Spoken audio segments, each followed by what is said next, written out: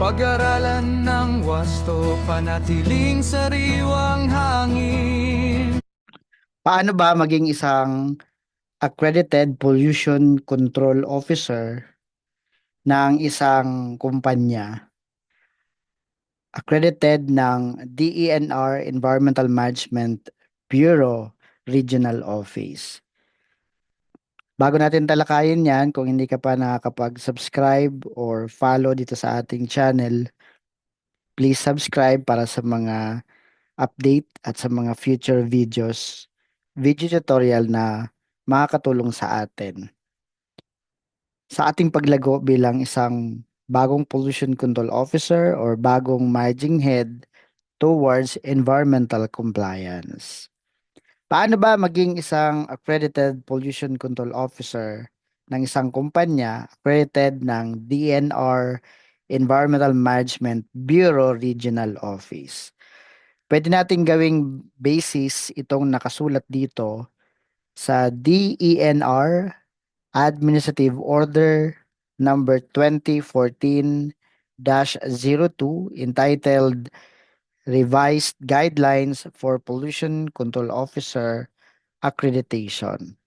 Dito kasi sa Section 3, sinasabi dito na ang mga establishmento na nagdi-discharge ng solid, liquid, or gaseous waste to the environment ay covered ng accredited PCO or accreditation of PCO.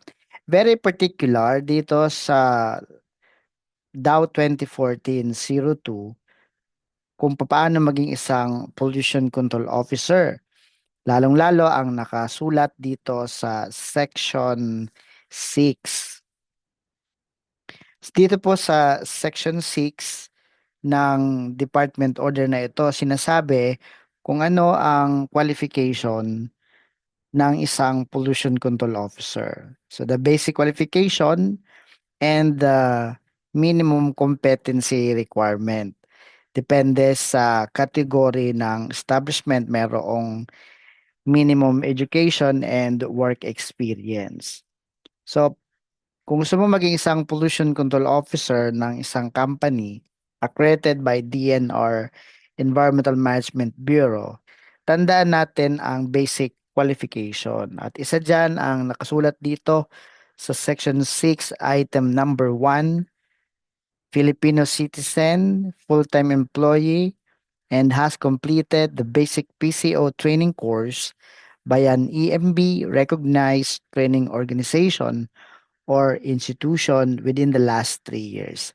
So kapag mag-a-apply ka kasi ng accreditation na nakasulat naman sa Section 8, ang Section 8 tumutukoy sa accreditation of PCO.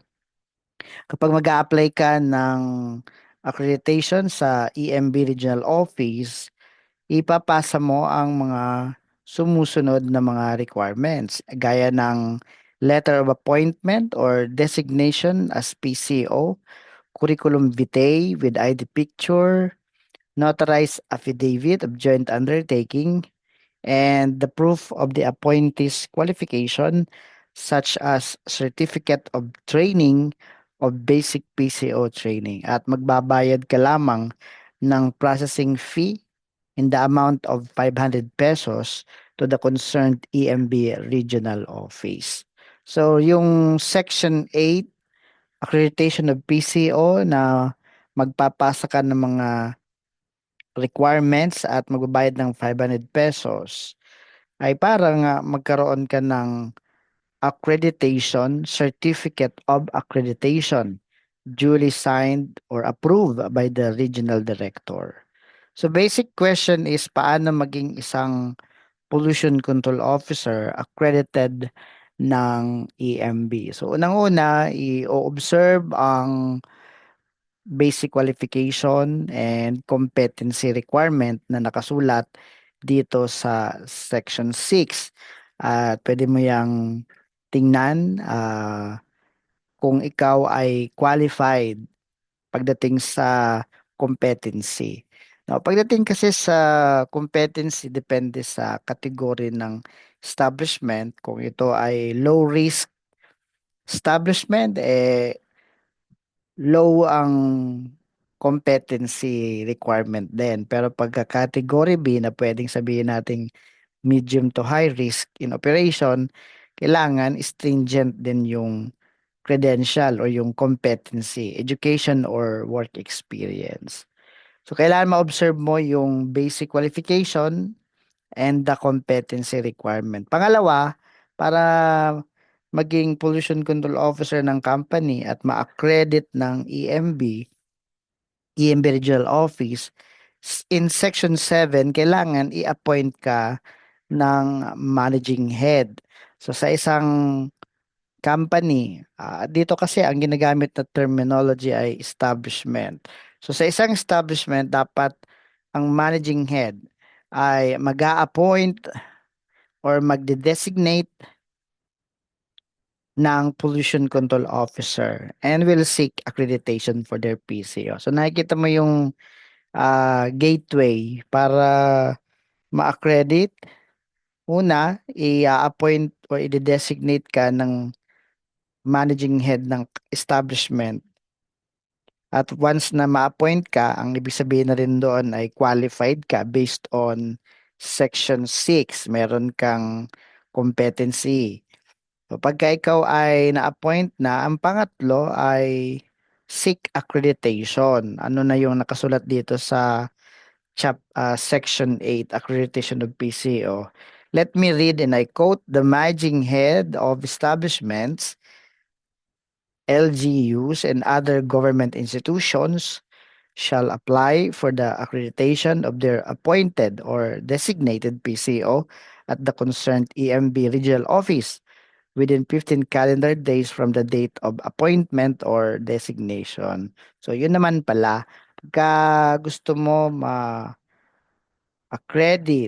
bilang pollution control officer, um, i-observe ang qualification ng isang PCO, i-appoint ka in writing ng managing head ng establishment, at pangatlo, mag-apply ng accreditation 15 calendar days from the date of appointment.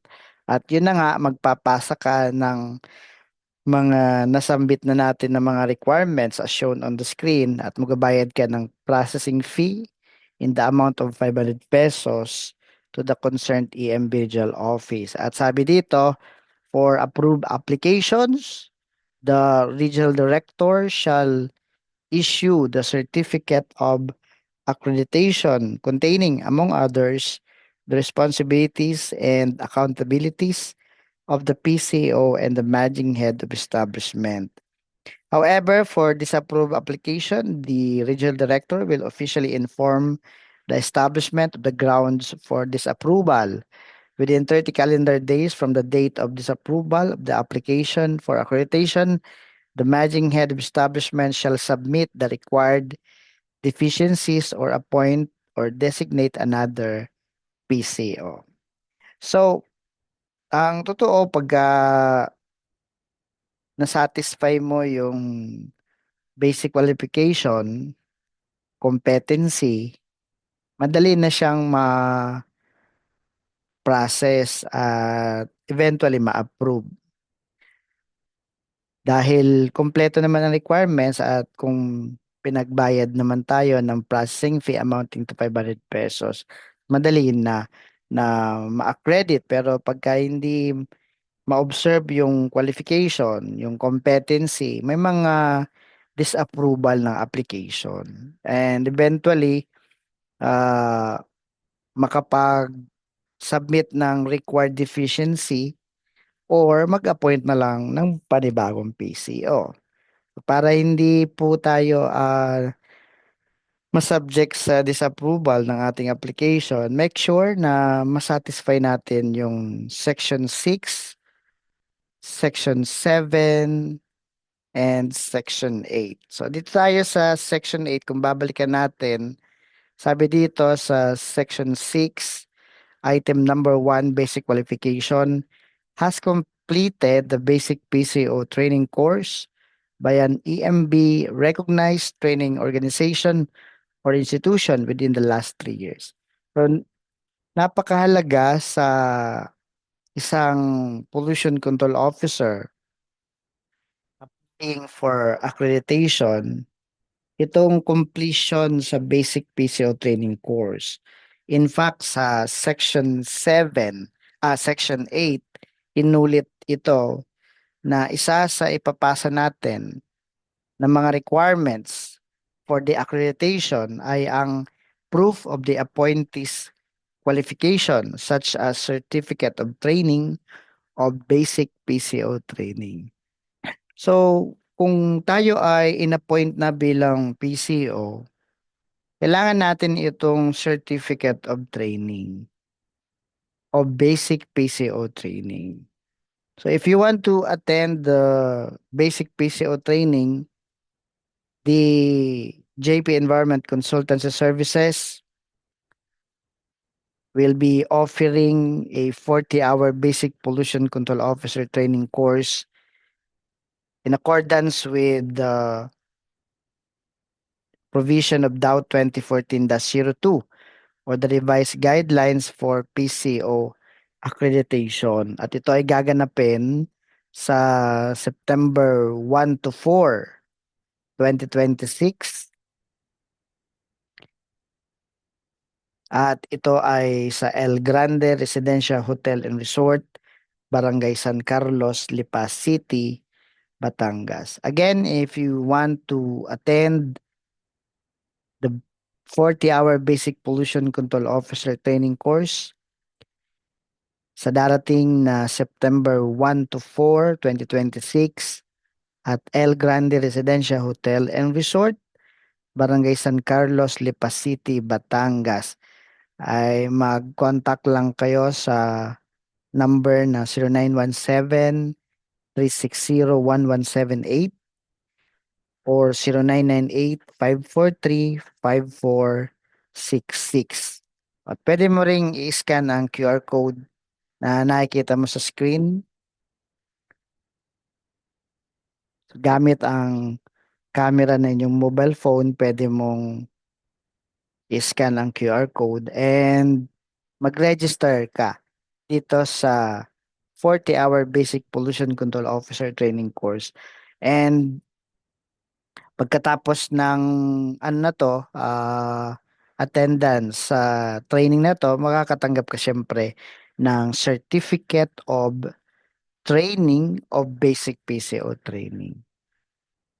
So for us to become an accredited PCO, that is the main question. First, observe the basic qualification for PCO. Nakasulat sa Section 6. And then, kung qualified ka, based on the basic qualification, competency requirement, magkaroon ka ng formal appointment or designation in writing signed by the managing head of the establishment.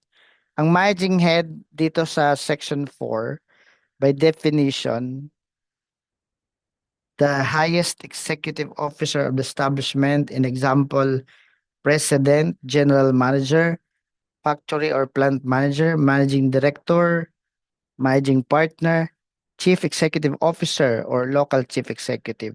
So ito ang magbibigay sa iyo ng formal appointment. Nakalagay dito sa Section 7 ng DOW 2014-02. And remember that no PCO shall serve as such for more than one establishment. So isang establishment lamang. At panghuli, dapat ay mag-apply ng accreditation sa EMB Regional Office through the online PCO application system pco.emb.gov.ph. So ito yung nakikita natin on the screen. Ito yung platform kung saan tayo mag-a-apply ng PCO accreditation. Ilalagay natin pco.emb.gov.ph. So diyan tayo papasok, pupunta para sa Online Application System, pco.emb.gov.ph. So ito yan. Diyan ka ngayon mag-a-apply ng accreditation base dito sa sinasabi sa Section 8. Pero bago ka mag-apply, dapat kumpleto ka nung mga requirements na sinasabi dito sa Section 8. May bayad na 500 pesos yung processing fee.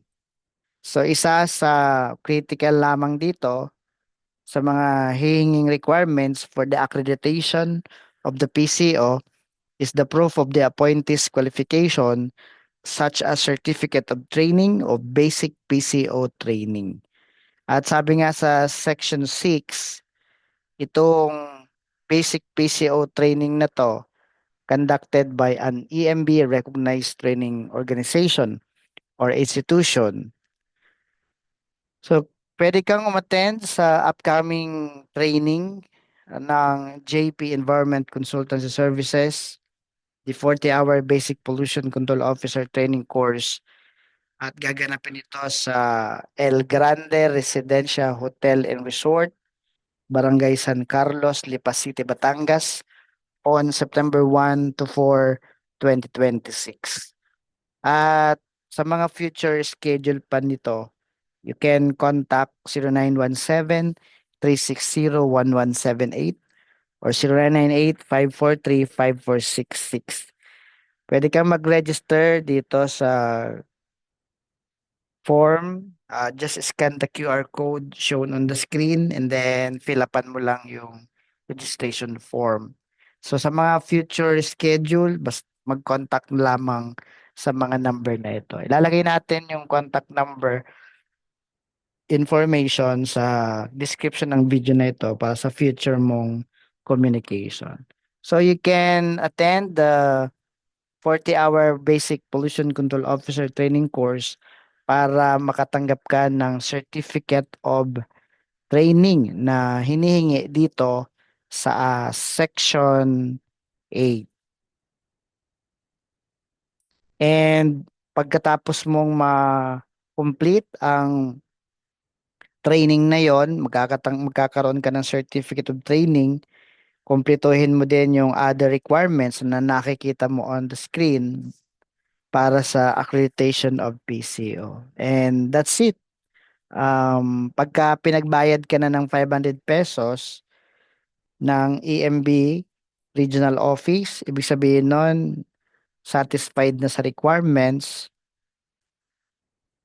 at meron ng chance na ma-approve ang ating accreditation. So kapag ka na-approve na ang ating accreditation, ikaw ay accredited pollution control officer na ng iyong establishment. And every 3 years, kailangan mo na lamang itong i-renew at dito pa rin sa PCO online application system. So I hope you have learned kung ano ang paraan paano maging isang accredited pollution control officer ng EMB Regional Office and makomplete mo ang mga requirements at isa dyan yung 40-hour Basic Pollution Control Officer Training Course conducted by JP Environment Consultant Services.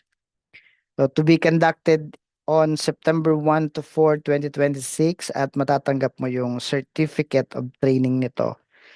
At sa mga future schedule pa, you can contact 0917-360-1178, 0998-543-5466. I hope na nag-guide tayo on how to become an accredited pollution control officer. At ito ay malaking tulong sa company towards environmental compliance. Malaking tulong din ang pagiging isang accredited PCO sa ating career kung tayo ay merong mga future goal, magkaroon ng career growth, maganda na maging isang pollution control officer. And I hope if you have questions sa pagiging isang pollution control officer, ano ang mga duties and responsibilities nito, pwede kang mag-comment sa ating comment section. Thank you very much for time listening and God bless us all. Sundin ang batas, unawain ang layunin, mula permit hanggang sa pagpili.